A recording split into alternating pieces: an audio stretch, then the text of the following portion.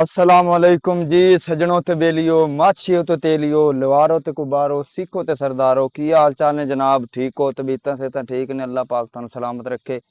हकीकत TV 270 channel like करो, share करो, सबसक्राइब करो, कमेंट करो। इस चैनल तुहानू नवी नवी मुल्क पाकिस्तान के बारे, मुल्क पाकिस्तान के अंदर की हो रहा है और ताज़ा तरीन खबर तुहानू मिलदियां रहनगियां। ते अज दी भाईजान वीडियो जड़ी ना बड़ी असी अलमनाक अफसोसनाक वीडियो तुहाडे सामने लैके हाजिर होए हैं। और वीडियो की है, एक बंदे ने दूसरी शादी की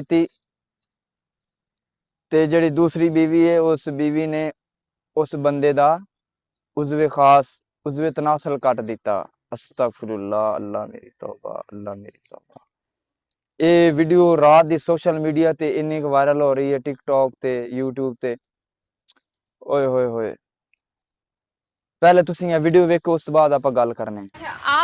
आपने शादी की दूसरी अपनी, ये इनकी मिसेज है, इनकी इजाजत से की शादी? इजाजत से जी जी आपसे पूछ के की थी इन्होंने शादी? हाँ जी तो क्या मसला पेश आया जब शादी की थी दूसरी और दोनों तरफ से शौक से हुई थी? जी मैं चला गया अपने पिंड च।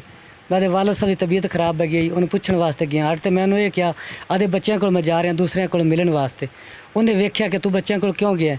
मैं बच्चों को गया अट। आई तो उन्हें मेरे मूड सीधा नहीं कि उससे शादी करने के बाद पहली बीवी और बच्चों को क्यों मिले? इस वजह से? इस वजह से जी। अच्छा अच्छा, हम अगर शुरू से शुरू करें तो ये उज़्मा आपको मिली कहाँ पे थी? उज़्मा मिली थी हाँ जी, मैं उसको लेके गया थी जिन्ना वो उम्रे शरीफ थे। उम्रा भी लगन कराया गया जी, उम्रे तो गया गया उत्थे मिली। पहली दफा उम्रे पे मिली? हाँ जी उम्रे पे मिले। फिर बातचीत होना शुरू हो गई? बातचीत होना शुरू हो गई। तो वो भी शादीशुदा थी? आप भी? वो भी शादीशुदा। आपके कितने बच्चे और उसके कितने बच्चे हैं? उसके 3 हाँ जी बच्चे। जनाब, वीडियो तुसी वेख लईए। उस बंदे बेचारे दा की कसूर? बेचारा रो रो के दस रहा है कि मेरे नाल की उस औरत ने कीता है। यार दुनिया इतनी बेईमान और बदबख्त बदतमीज हो गई यार।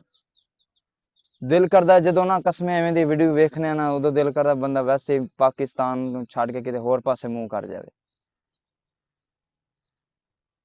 क़यामत खुद बताएगी कि क़यामत क्यों जरूरी थी।